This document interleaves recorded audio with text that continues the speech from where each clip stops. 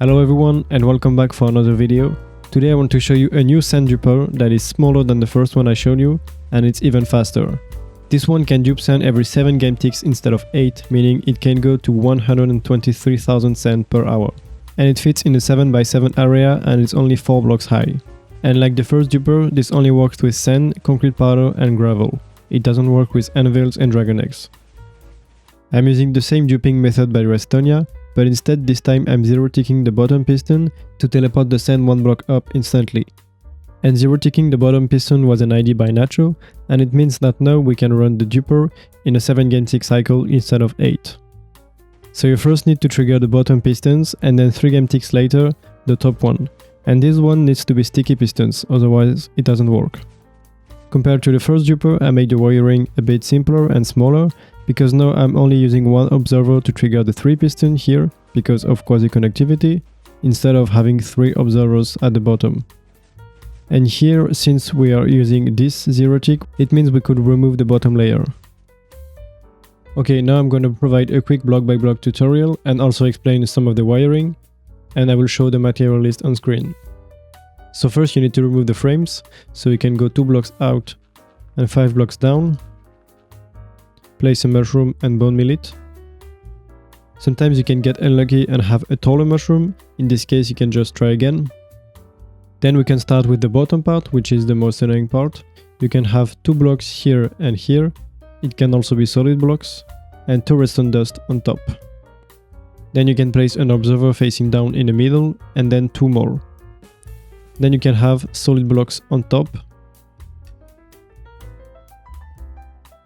You can have a normal piston here, and also another one here. Now you can place the sticky pistons on the side.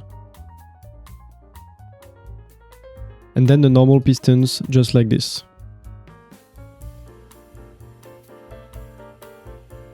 Then you can go next to this piston and place a solid block. You will need an observer here and another one here. Then we can build the clock. So you need first a trapdoor here, 2 scaffoldings, an observer, a trapdoor, then 2 more observers, and then the clock is done. On this side you can add a piston, then an observer, a solid block, another sticky piston, then you need a log and any type of leaves that you can place here. Then you can have the observers on each side looking at the leaves, the solid blocks, and you can have the same thing on the other side with the observers,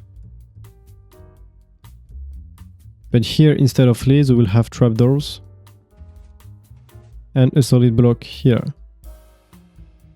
And finally, coming from the back of the clock, you can have another observer, a solid block and a normal piston, and you just need 1 observer here facing down.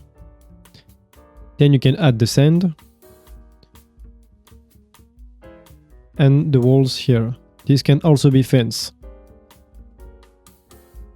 And finally you can just add the lever and turn it on.